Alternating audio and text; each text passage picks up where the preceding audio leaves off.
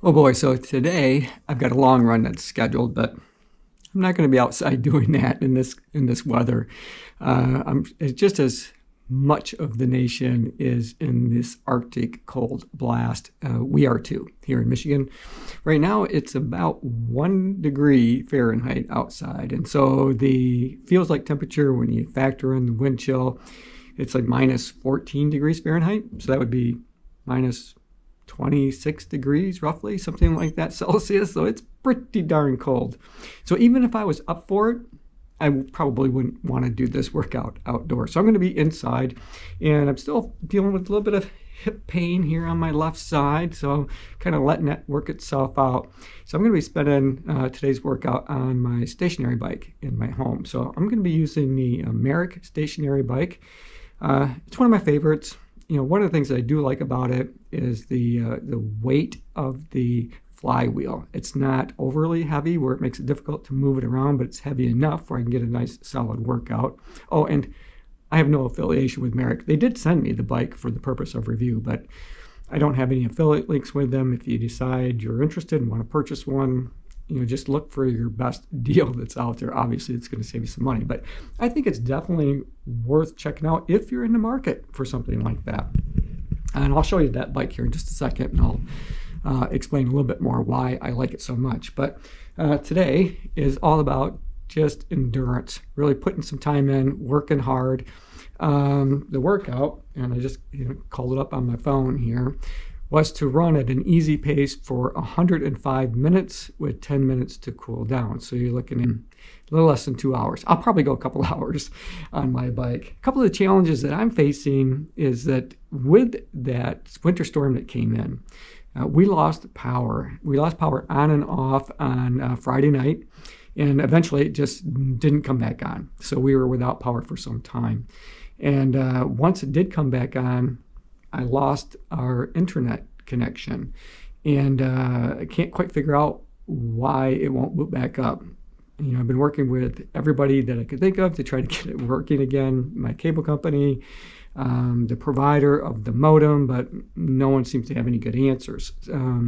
I thought about going out and just purchasing a new modem and starting from scratch, but I'm kind of in a position where I'm filming this on Monday. 1 week from today, I'm supposed to have a new cable system installed. I'm going to be going with fiber optic because, I just want something a little faster. The more videos I post to YouTube, the better the internet connection, the quicker I can get it done.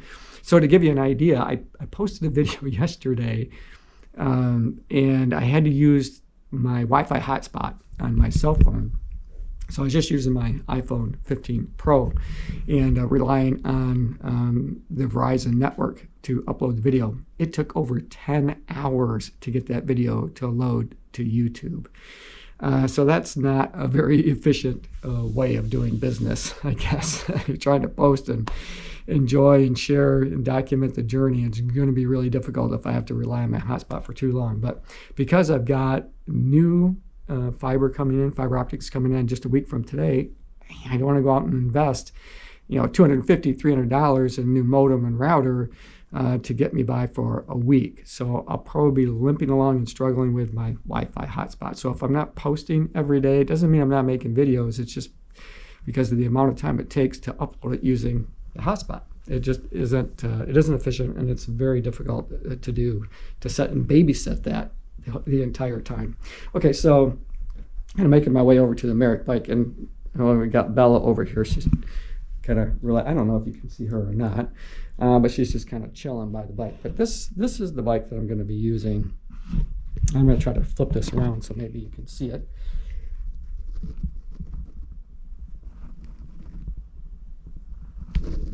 Okay, so one of the things I really like about this is number one, it has this Bluetooth connection that's down here, and they have an app, the Merrick app, that it'll sync with or connect to, and that allows you to run a number of different workouts, and you can see the amount of resistance that you're using.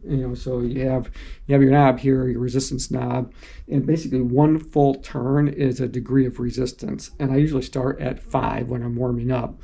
But when I get into doing some, more difficult work, so if I want to come up out of the saddle, I will put 3 additional full turns on it, taking it up to resistance 8. And it's about 1 full turn, like I said, is 1 level or 1 notch of resistance. So it's nice to be able to know how much resistance you're using when you're riding a stationary bike, especially from one workout to the next. One of the difficulties I've had with other stationary bikes in the past is I had no way of knowing. So you don't know what kind of power level you're using, you don't know what resistance you're using, you're just kind of guessing each time you get on it.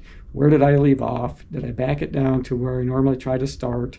And then, what resistance did I crank it up to? That's kind of all guesswork unless you've got something that's kind of telling you that. So I can just run a workout for as long as I want on there, and it'll keep track of my cadence and speed, distance, resistance, power meter, that kind of stuff. So I really like it for that feature, and that's why I'm tending to use it more and more now.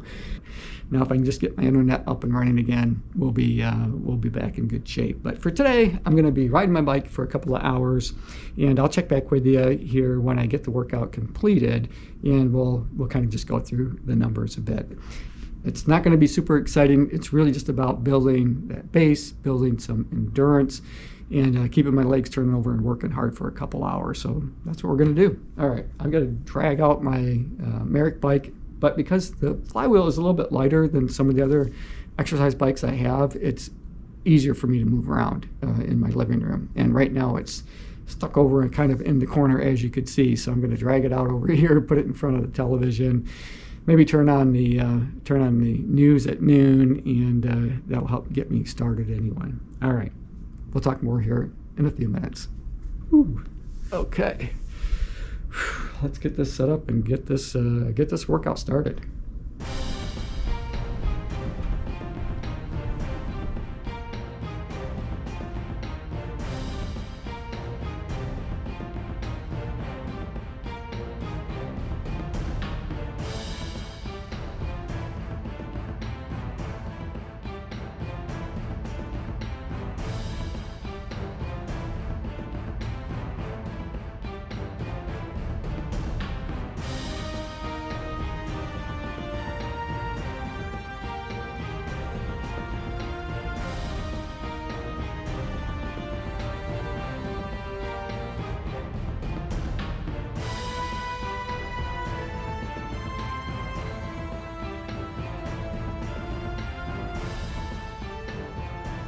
Oh, so I'm in that 10-minute cool down phase. Overall, I think I got a pretty solid workout for being on my, stationary bike here in my living room. I think my heart rate might look a little wacky when I go to take a look at it, because at one point I looked down and I don't think my heart rate monitor was connected, or something was amiss, because it had my heart rate at about 70 beats per minute, and then it would go to 0. It's back working now. It seems to be pretty accurate, right about where I would expect it to be when I'm pedaling like I am, but I'm not sure I'm going to be able to use that for any kind of data or benchmark or assessment of the workout today. I just don't think it's going to be super accurate, and I don't know how long it was like that. So it happens, not a big deal. All right, you guys, this is it for today's video. I'm winding this workout down. I'm going to do my best to get this uploaded, but it's already late in the afternoon, and like I said before, the last time that I went to upload a video, it was only about 10 minutes long. It took 10 hours to do using my Wi-Fi hotspot. So if that holds true for this one, it's probably not going to make it up until tomorrow, but I'll do my best. All right, you guys, we'll get that figured out soon so I can get back to posting on a more regular basis. All right. Thanks for making it to the end of the video. Hope you enjoyed it. I enjoyed making it for you. As always, run tall, run strong. Be kind to one another. Thanks for watching, and I will see you in the next one.